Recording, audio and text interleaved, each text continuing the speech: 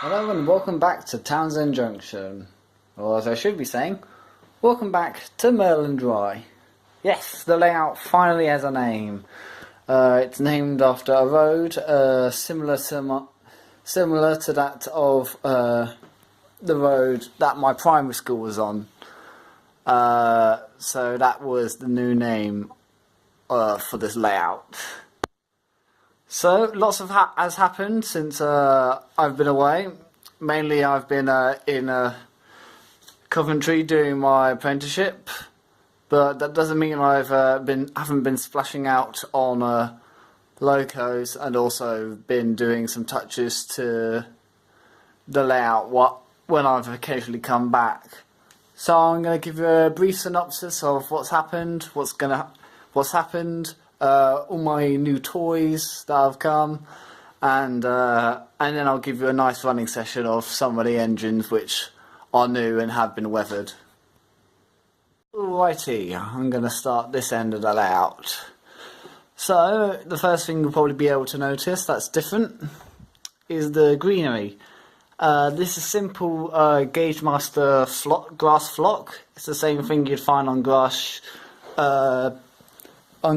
mats, but this was just a good way to quickly and cheaply get grass on the layout without having to buy a static grass applicator, because the difference between this is you could just scatter it down and blast it in place with some craft mount, which is what I used. I believe you can also use hairspray, but that's not what I used. I had some craft mount lying about, so I used that instead.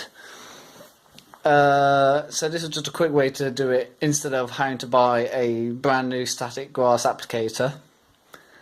And with that I've also added fences and hedges, and including in the scenery I've added a road.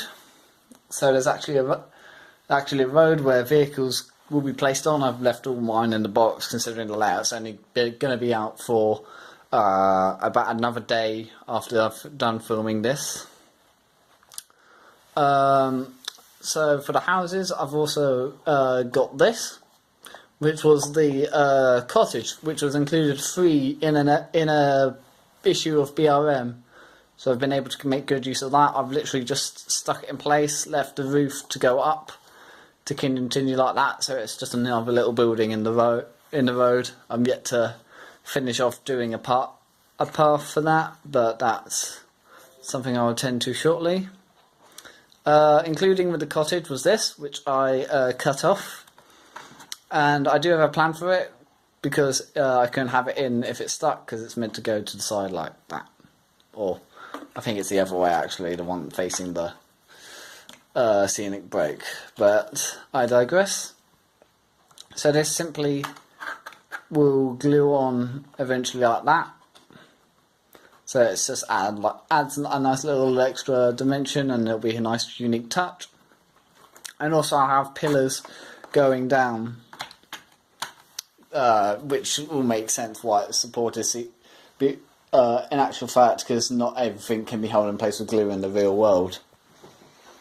Moving over to this side of the layout, it's pretty much the same as usual. We've got more of the grass, and I failed to mention in the last video, but I've got this goods platform over here, which is where goods will come in. Well, they're not going to be able to sort coal out here, but in the real world application of the layout, I imagine there's a colliery pretty much just past here, and small little tank engines and this cute little Janus shunter belong to it. So when a coal train comes into this platform, they take it away to the colliery and then eventually bring it back. And I'm quite pleased with this little what's it called? Goods office. It's made very simply. I've used one of the boxes that an Oxford die-cast car comes in, and I've covered it in clay. I've sculpted out brick marks, as you might be able to see here if my camera decides to focus. Yep. I've added Metcalf door, which which was included with the houses set over there, and I've made this little platform very cheaply using some of the paving stones included in the Metcalf houses. So it's just a quick and easy way to add a goods platform, so not everything's having to go into the passenger lines. Alright, so next I'm going to talk about all my new toys that are featured on the layout. So time to get a good look at some of the new stock on the layout. As you might be able to see, some of the older stocks, such as the J94 and the J15, have both been weathered. This is something I love doing, and I've also added a crew. I absolutely love weathering because I like my engines to look prototypical. I'm kind of a weird case because I love my engines to look prototypical, yet I'm happy to run at absolutely anything.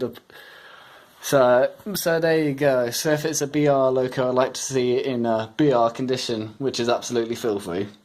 But there you go. So the J94 has received lots and lots of weathering. I might do a tutorial video at some point. But some of my newer engines, such as the H-Class over here, I've managed to escape weathering for now because my matte varnish is clogged, meaning I have to get a new bottle, and I won't bother to that till I'm back permanently at the end of February, because as some of you might know, I'm doing my apprenticeship in Coventry with Network Rail.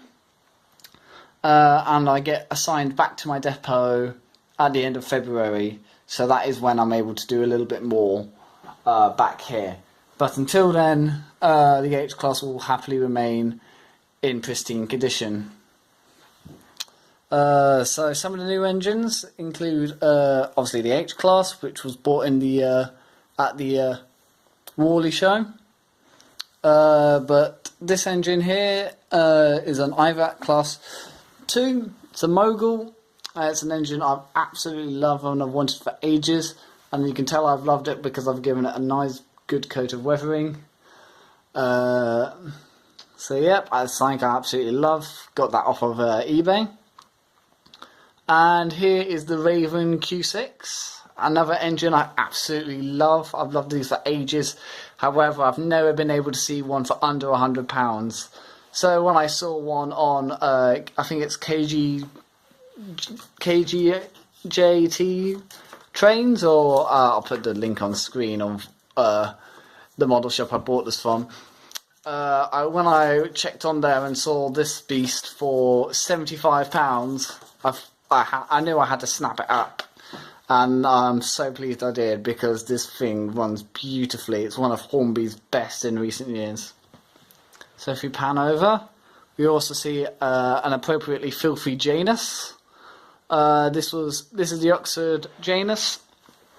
This engine was the Steel Works one, because that's the one Rosa Sheffield were doing at the Worley show for £80, along with 3 wagons. So for that, and I wanted the Janus for ages, so what I did is I deliveried it. So I painted along the stripe here, and I used a fiberglass pen to just get rid of the transfer on there. That showed it was a Steelworks model, and then I just weathered it to all hell like usual. It's a pretty good model, however, because of how it moves, I think it doesn't need a stay alive of some description, which is something I'm currently mocking up. So eventually this model will run, but until then it's very stop-starty. I think it's more a case of it's stop-starty on my layout, because admittedly the track's not laid the best and I don't keep it the cleanest, but even so I need to just improve that, and I will do in due time. Continuing on with the weathering, this is good old Bluebell, as seen on New Junction. It's the only engine which has come back from New Junction which hasn't since been repainted, weathered, or given a new crest, unlike the J50 and the J94. So if we pan over, we'll see some more new toys.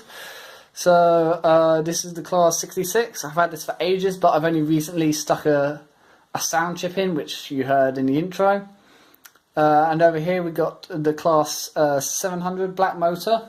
This is another stunner from Hornby and another engine I've really loved, which has obviously been weathered well. I've also added a crew.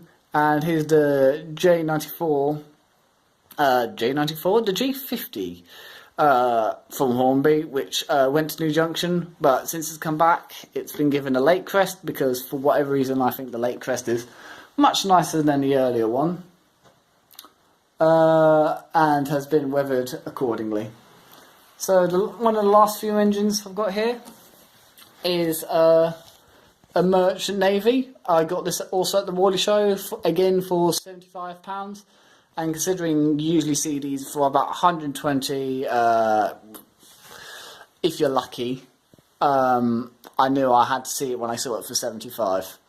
So I'm so glad I bought this up. And also, because Christmas has recently been and went, I went out and bought myself a toy I've wanted for ages.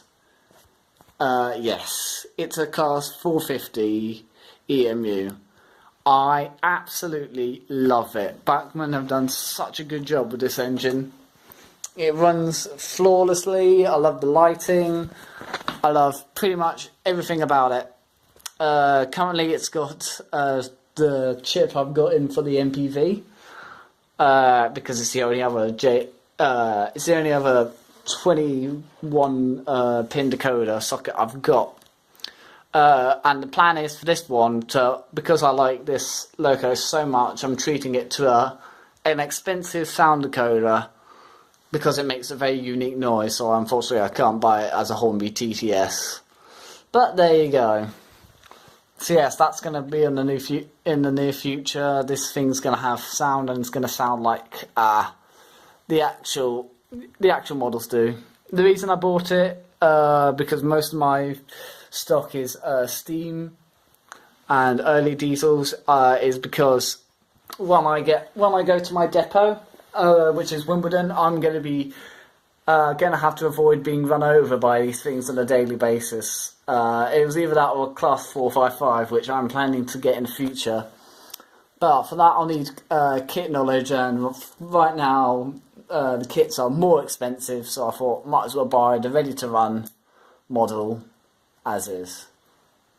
For anyone curious, this is pretty much my entire model collection, which is currently fit and ready to run.